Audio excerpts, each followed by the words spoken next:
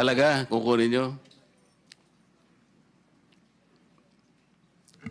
Yes, Mr. Chair. Thank you.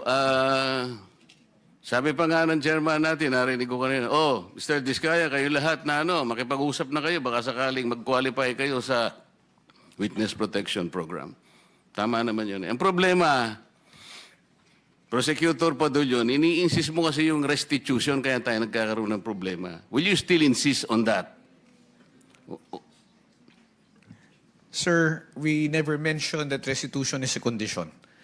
Paulit-ulit po namin sinasabi yon, Mr. Chair, na hindi po siya kondisyon para ang isang tao ay matanggap o makonsidera bilang isang witness under the Witness Protection Tapos Program. na tayo dyan. Tapos na tayo dyan. Kaya nga po, sinasagot ko po kayo na hindi ko po namin sinasabi. Wala po kami sinasabi na restitution is a condition. So I'm not insisting on it, sir. Hindi mo sinasabi ngayon, but when you were talking about a memorandum, yun ang sinasabi mo, there, pwede naming ilagay yung restitution because it is a matter of good public policy. Ano namang klaseng, kaya nga nahihirapan sila eh. Yung Diskaya, to my mind, were the first to apply under the Witness Protection Program. Ang problema, ang sabi ng then Secretary of Justice, now Ombudsman, hindi naman basta-basta ganun. Kinakailangan isaulin ninyo yung ininakaw niyo. Ang problema po doon, kung wala namang korte pa pong nagsasabi kung talagang sila ay nagnakaw o nakapagnakaw, sino pong magkukwenta nun?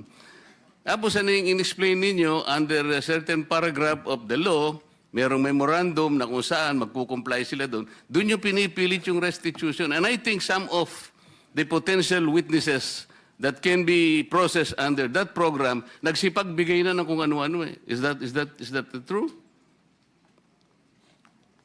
Only those who have been admitted into the program actually returned or made the restitution, sir.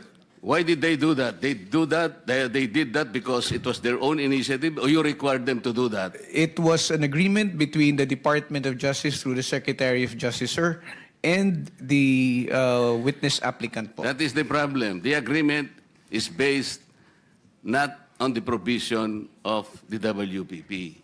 Sabi ko kung sinasabi ng WPP, it cannot be a condition. Kahit nasa memorandum, huwag mo ipipilit. Hindi po pwede yun eh. Kaya sinabi ko sa iyo earlier, and I think I should tell it again to you, sabi nating mga abogado, the spring cannot rise higher than its source. The law itself is the source. Ang spring, yung memorandum mo. Pinipilit mong ilagay sa memorandum yung restitution eh. O kaya merong ako nababalitaan, parang meron ng gustong umatras. Magkano ibibigay? At kanino ibibigay? Sino mag-a-account nun?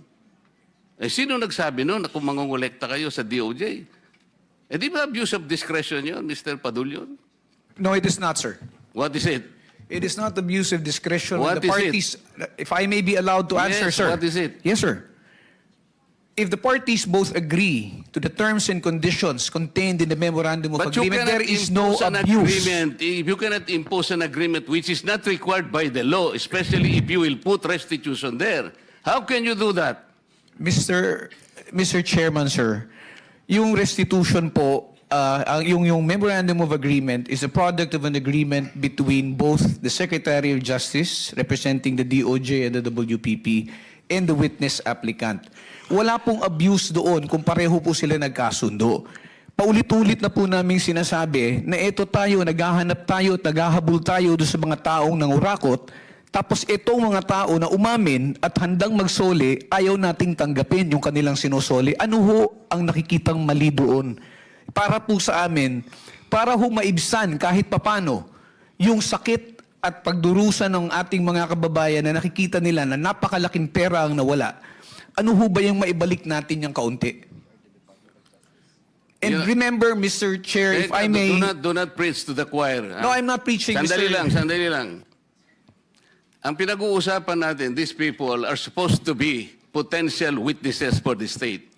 Kailangan tulungan natin ang Estado para ma-prosecute kung sino-sino ang dapat managot. Kaya nga natin sila ilalagda. Mahirap ang gagawin nila. Malalagay sa alangin ang buhay nila. Kaya nga yung witness protection is for them. Sa title na title lang makikita mo, witness protection in interest para sa kanila yon. So yung memorandum of agreement ayun ay dahilan lamang para masiguro mo na sila'y makikipag-cooperate. Kasi kahit na sila'y na-approve under the Witness Protection Program, but they will not cooperate based on the memorandum, pwede mo siyang i-discharge eh. Alam mo, the court can still do that.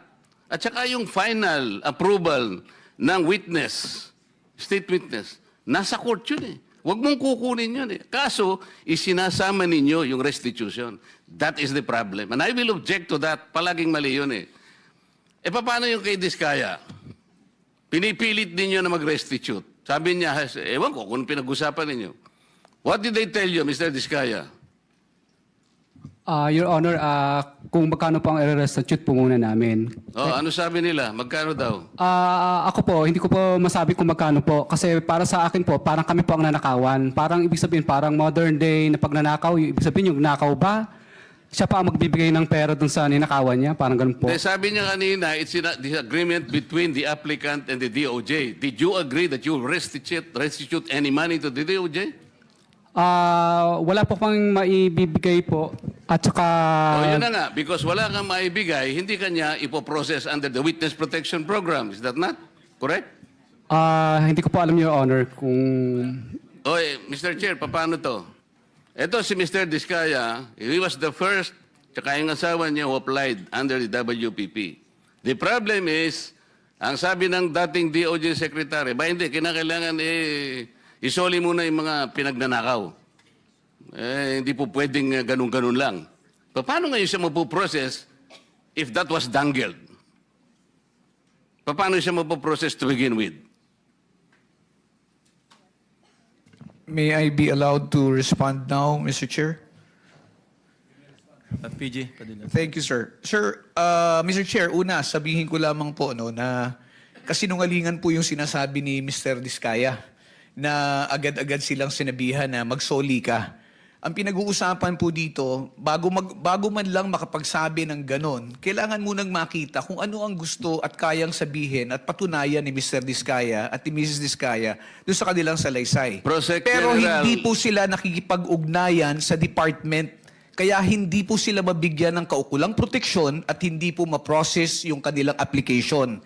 So yung sinasabi po ni Mr. Diskaya, from the hearing of November 14 in the Senate Blue Ribbon Committee, there was never a chance or an opportunity that Mr. Diskaya and or counsel even approach the department despite the proddings of the chairman. Mr. Ano ba yung title mo? Mr. Prosecutor, Mr. PG na lang. Mr. PG, nung ako yung chairman pa dito, sila yung unang nag-apply. So, dahil kailangan nila ng protection, it was incumbent upon the chairman na sumulat sa Senate President to endorse yung kanilang application. That was the provision of law kasi. But even before they can do that, actually kasi nung sinasabi ko yon nung hearing, di ko naman alam mapapalitan na pala kami.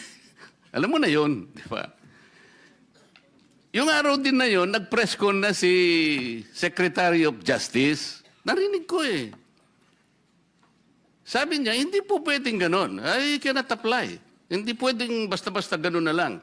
And then the new Senate President based his judgment of not entertaining that application on the articulation of the Department of Justice. So, ang tinatanong ko nga sa inyo, hindi siya sinungaling. Ang mismong kayo ang nagbigay na ng condition kasi. Kaya sinasabi ko, if you insisted on the condition of restitution, how can Diskaya or any other persons similar to his situation even begin to apply under the WPP? If I may respond, Mr. Chair. If I may refresh the memory of the good senator, during the last hearing of November 14, 2025, that matter that you raised about the statement made by the former Secretary of Justice was already put on the side when you asked that question. And we already informed the chairman that if they wish to file their application, if they wish to be processed, they go to the Department of Justice. Binanggit po yan, nasa transcripts po yan na sinasabi niya, sige, wala mo nang pag-uusapang restitution. But did they ever come to the department to coordinate with us? No, they did not. And let me just put it on record, sir, na hindi po ito question na kung sino ang nauna na nagsalita. Hindi po ito question kung sino yung naunang nagbanggit ng napakaraming pangalan kung hindi rin naman nila kayang suportahan ng ebidensya at wala rin naman silang mabibigay na magpuprove o magpapatunay doon sa kanilang mga sinasabi. Yan po ang kailangan naming suriin. I am sorry, Mr. Chair, he did not refresh my memory. Pinupulyot mo yung memory ko eh. Hindi siya nagpunta rito na sabihin niya na, okay, pumunta ka sa DOJ, huwag na muna nating pag-usapan ng restitution. Walang ganon. Nagpunta nga siya rito dito si DOJ Secretary din eh. O sabi ko, Boying, okay na ba yun? Papupunta. O di wala nang ano ha? Wala nang restitution na. Basta papuntayin mo sila mag-asawa doon. Hindi ba nagpunta ka, Mr. Diskaya? Yung kinabukasan nung magkita kayo rito? Mr. Diskaya, you may respond, but unfortunately, your time is up. Your Honor, nung ano po, Your Honor, hindi po kami... yes po, Your Honor. Yeah, Sige. proceed. Kasi tapos na yung time ni Go. Senator Marcoleta. Yes po, Your Honor. Opo. Hindi nga, ipaliwanag mo.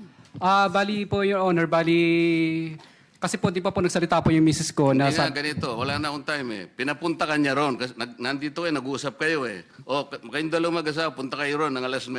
Pumunta kayo. Sinabi ba niya wala ng restitution?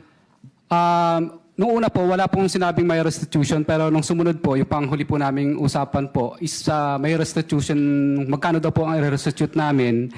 Tapos kakasuhan din po daw kami at hindi didiinan. Pero gusto ko po, Your Honor, na hindi na po muna magsalita ng dire-diretso kasi po yung huli po yung misis ko na nagsalita siya na hindi daw po kami kasama sa WPP. Yung natatandaan ko po yung huling hearing po dito ay nakulong po yung misis ko sa Davao. Samantalang meron naman po nag-exist na project. Kaya natatakot po ako, Your Honor, na baka pag nagsalita na rin po ako, baka po sa susunod po ako naman po ang makulong. Kaya hindi na po ako magsasalita. Salamat po, Mr. Chair. Thank you. Mr. Chair, point of order before the next.